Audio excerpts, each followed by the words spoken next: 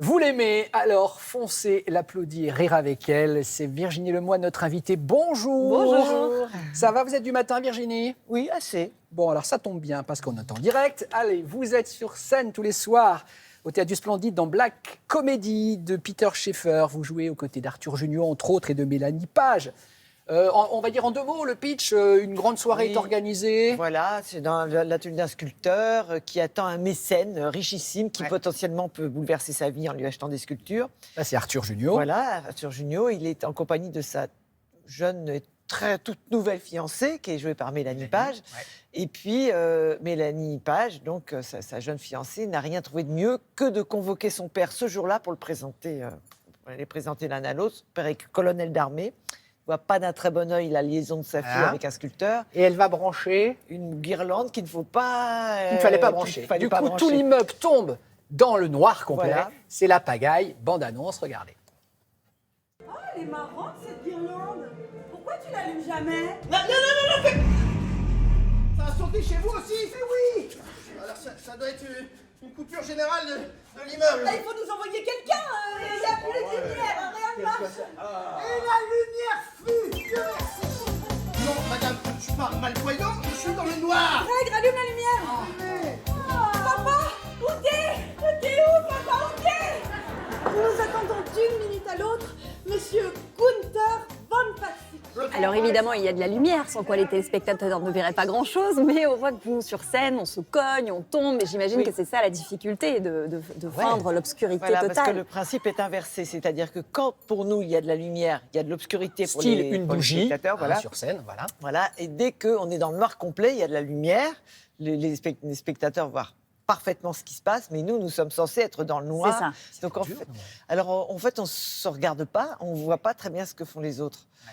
Et vous campez une voisine qui, alors pas de bol, elle a peur du noir, elle. Oui, elle est terrorisée, mais à partir du moment où elle arrive, finalement, elle se sent en bonne compagnie, donc elle s'installe, elle ne sert à rien.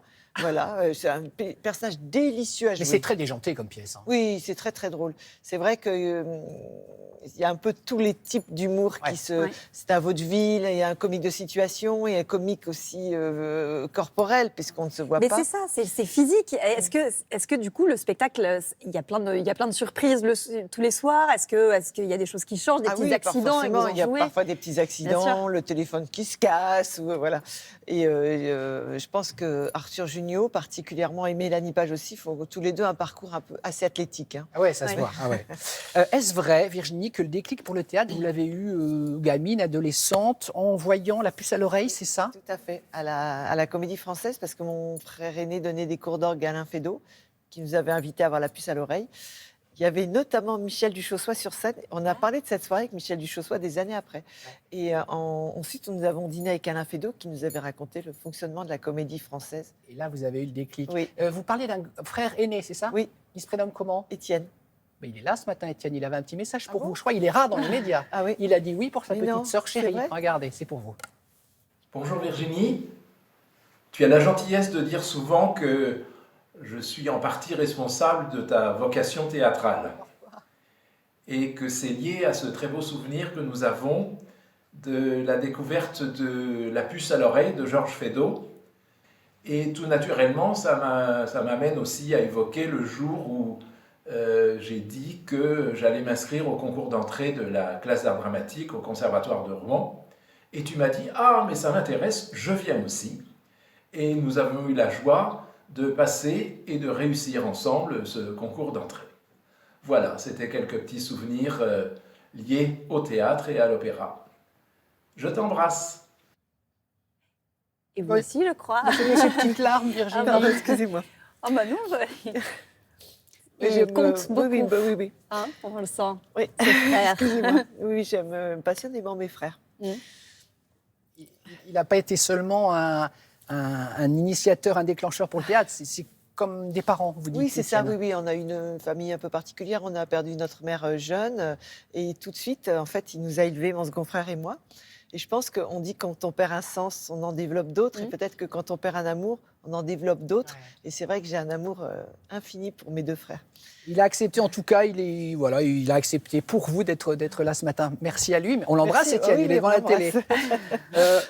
En préparant votre venue, on s'est rendu compte avec Maya que même si ce duo remonte à la fin des années 90, dans un récent sondage de janvier dernier, Virginie, votre tandem avec Laurent Gérard figure encore parmi les duos préférés des Français. Ouais. 25 ans après, les Mais non. actualités restent... Ah si, c'est vous arrivez incroyable. dans les premières. Petit extrait pour se Ah souvenir oui, à avec l'époque. plaisir. Regardez, les actualités, aux côtés de magnifique Michel Drucker.